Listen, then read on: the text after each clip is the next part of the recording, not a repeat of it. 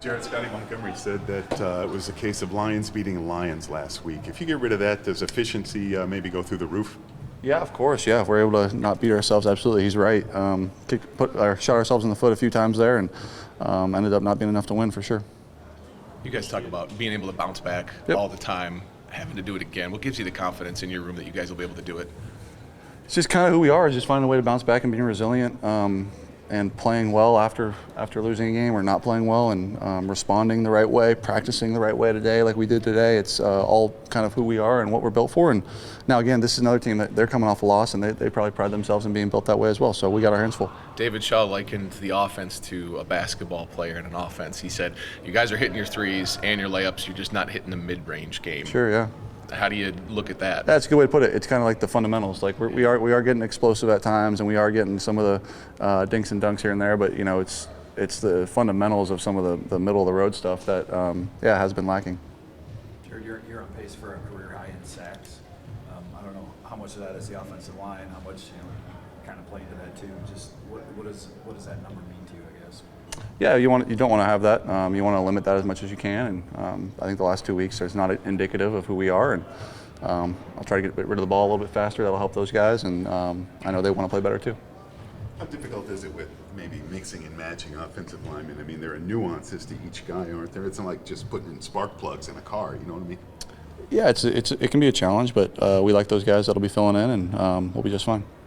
Your coaching staff said, everybody kind of runs the middle pressure, and as soon as you show you can stop it, that it usually stops in the game plan.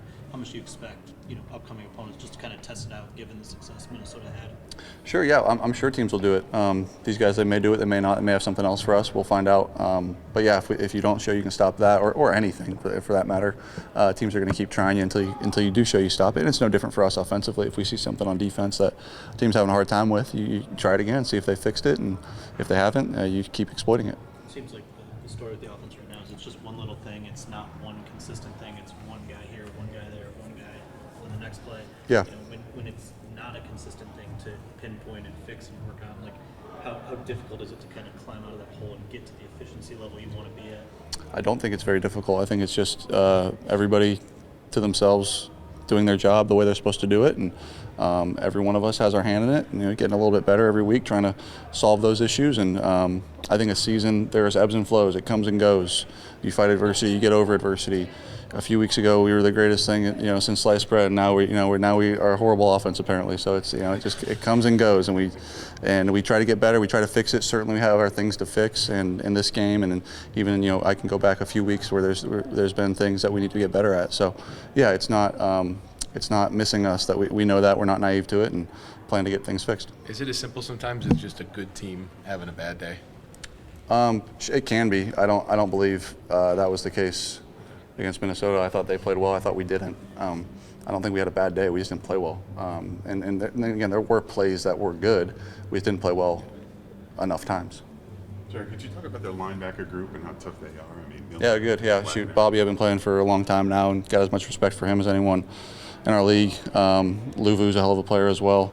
They do a hell of a job, man. They do. They're really well coached over there. Their front seven's a problem, and their back end is doing a good job too. So yeah, it's a really good defense, and we'll have our hands full. Obviously, they got you in the playoffs last year. How much motivation is that now? Yeah, sure.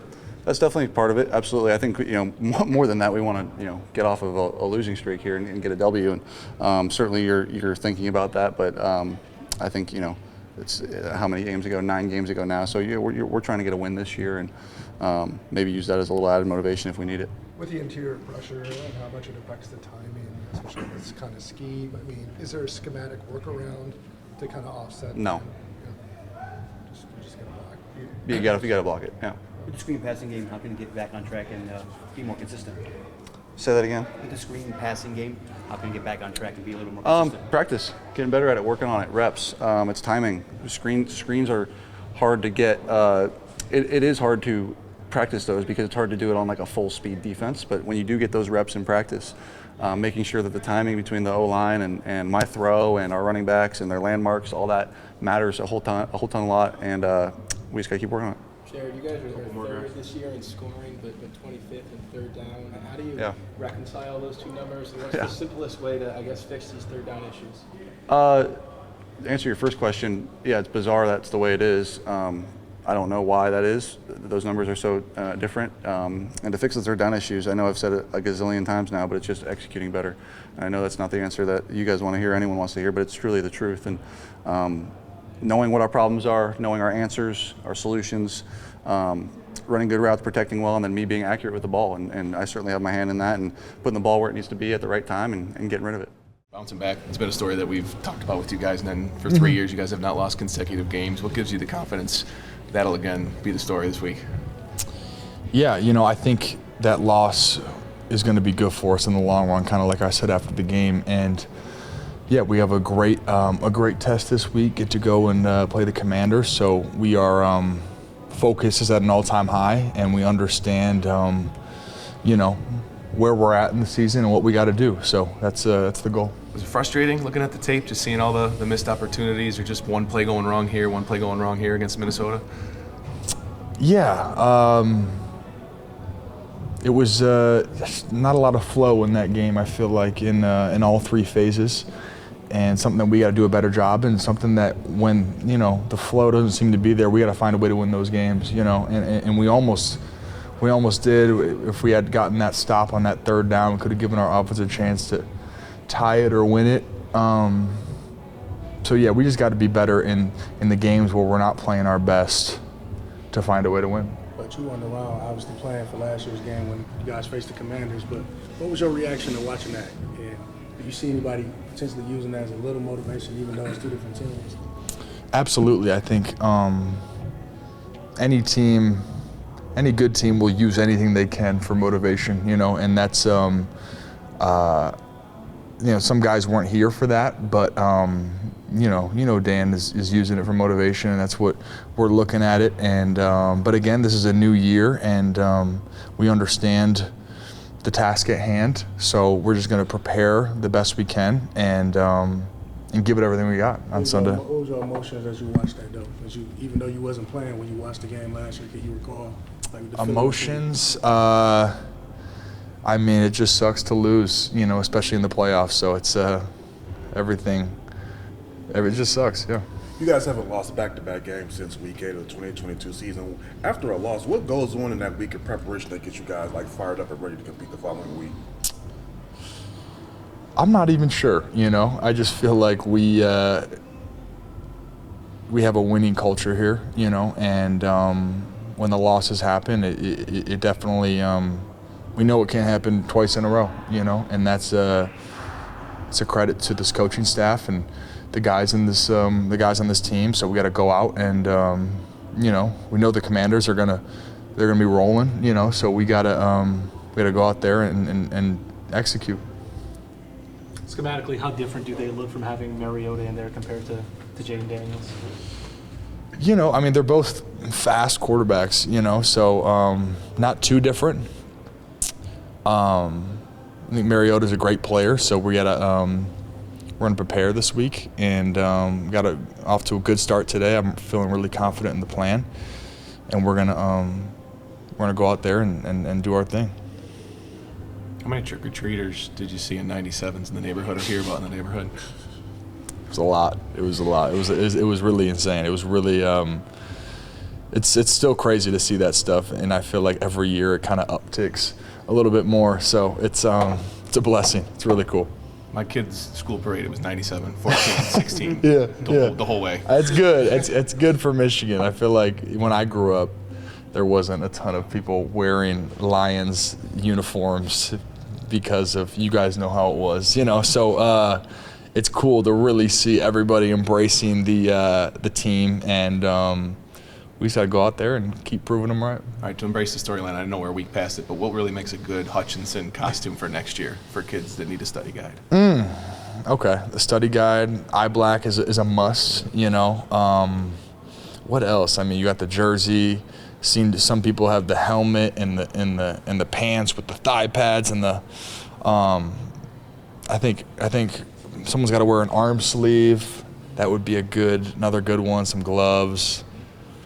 I'm not too. I'm pretty basic though with my attire. I don't have too much spiciness. Yeah. Little birdie just said your first preseason game was against Marcus Mariota. It was, yeah. Looking to get my first ever. Well, it wasn't my official tackle, but they ran like a boot or something on play 1 of my first preseason game, and I like pushed him out of bounds for a couple of yards. It was an iconic moment, but it really was. Even though it didn't count, that was my first action in the NFL. So now we're 3 years later, yeah, and get to do it again. Hopefully, it's behind the line of scrimmage this time, though. You know. Josh was back out there. What's it gonna mean to him when eventually he gets back on the field? Josh Pascal.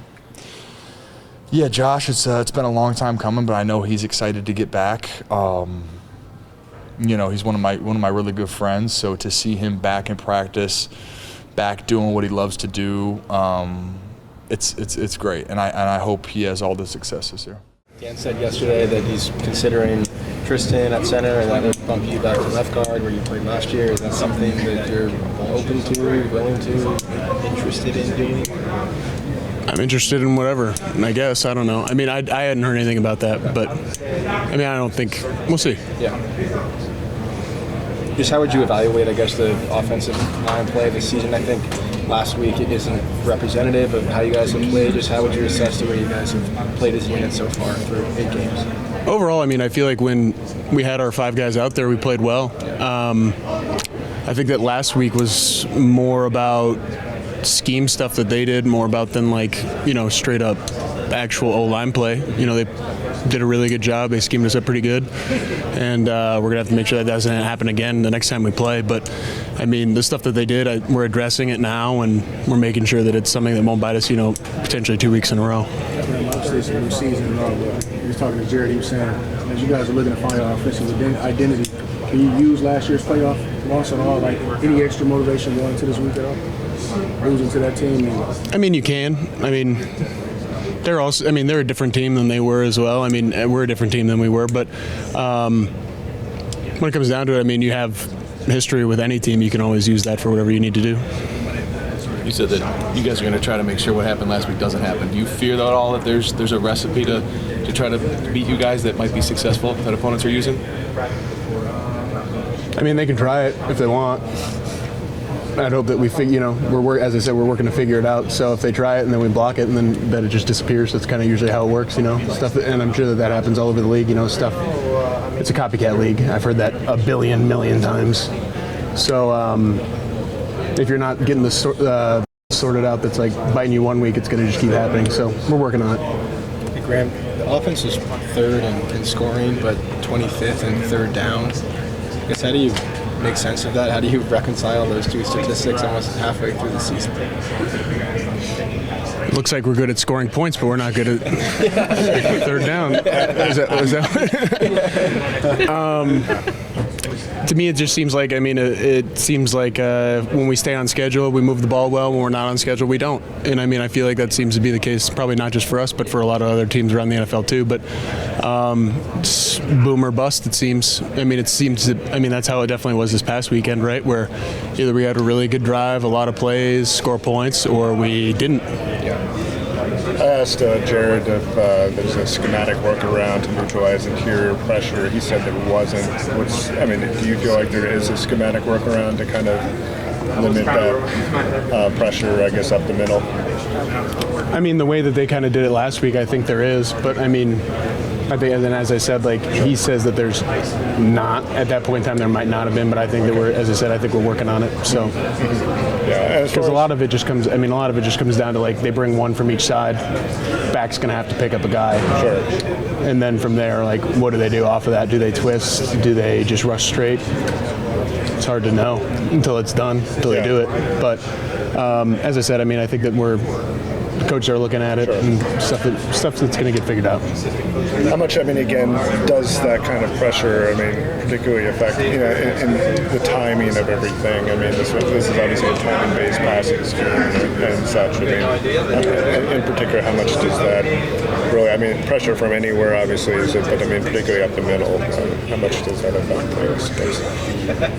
I mean, realistically, as I said, when you're blitzing the back, I mean, the back is 5 yards deep. Sure.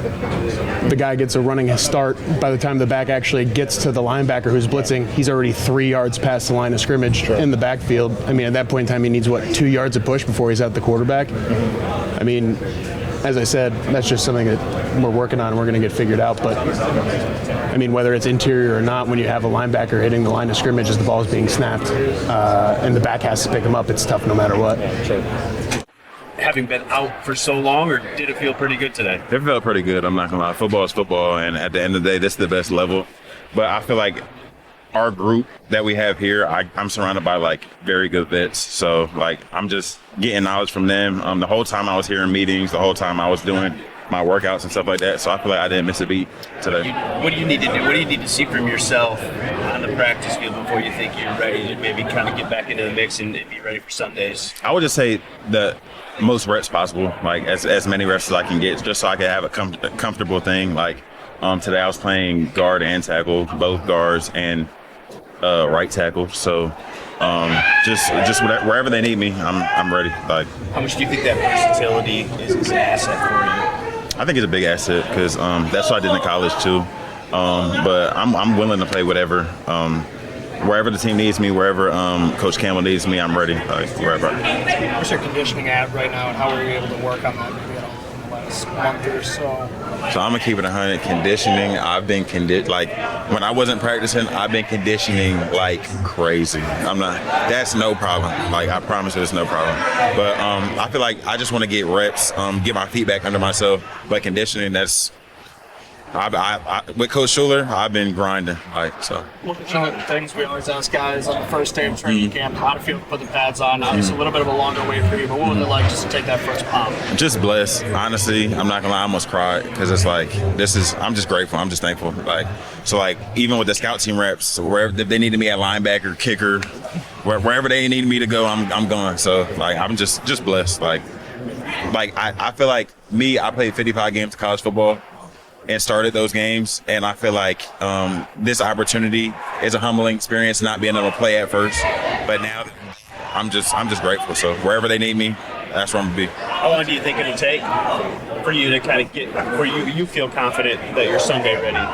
Oh, confidence? Just 1 or 2 weeks for me, but it's whatever they say. So I mean, I'm be ready when my number's called, whatever role that is, whether that's guard, tackle, center. Never played it, but I could. Jumbo, tight end, whatever. Wherever they need me, I'll be ready.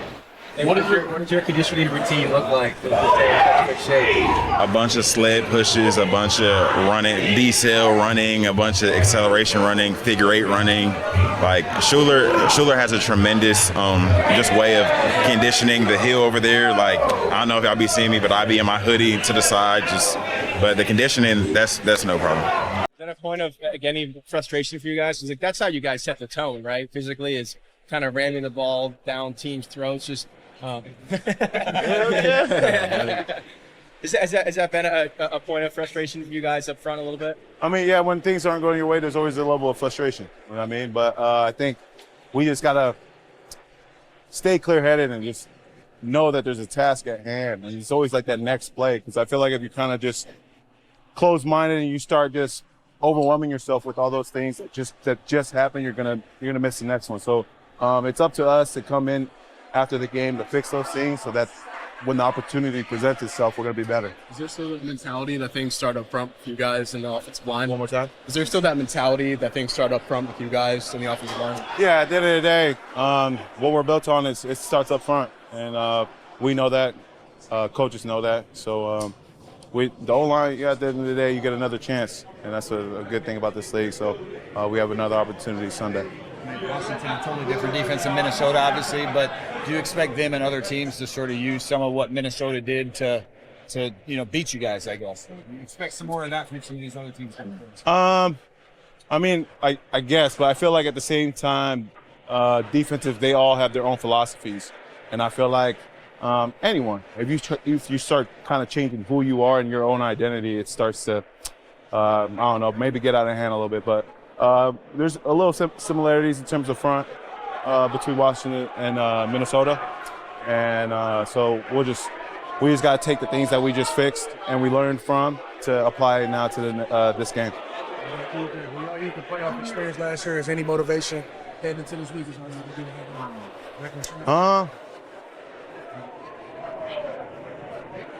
Maybe. What's this? I guess, do you look at this as an opportunity with guys going down and maybe a chance to get in there? I mean, you know, you get the NFL as a backup offensive lineman in the NFL. You always got to be ready. Linemen get banged up every year. You know, I've been on several teams now, so it's if you're fortunate enough to get all 5 starters through the whole season, you're usually one of the teams competing really well at the end. But when guys start going down and, you know, the backups have an opportunity to play, you know, you always got to stay ready to go. How do you do that? Stay ready to go, stay mentally locked in, and all those things, and remembering your details. You know, when you're watching walkthroughs or even when you're at practice, you know, getting your own reps, locking in, you know, make sure you're making the same mic points, you know, especially when I'm, you know, watching Graham make the mic points, making sure, you know, I'm seeing the same way he does and make sure I'm communicating the same way he does. Because I think the hardest part being a backup, truthfully, is when you're going in, is to make sure it's a cohesive for the rest of the offensive line, you know, making sure everybody still hears the same calls. It's not different communication. It's not a different fit. Everything just kind of gels and keeps going forward. For you, how do you balance that between guard and center, you know? I mean, I joked around with Coach today. I was like, you know, when you start playing center, you set right, you set left, you block right, you block left. So it's a pretty nice, easy contrast to be able to play center and guard. Do you have a preference? Like, do you think you're better one spot than the other? I just play O-line, man. That's why I tell everybody it's offensive line, you know. What was the breakdown today? How much center did you get? You said what? How much center did you get today? Just normal. Usually how it goes. It's all I get my rep with the scout team. Maybe spill Graham for 1 or 2 if he needs it, and then it's football.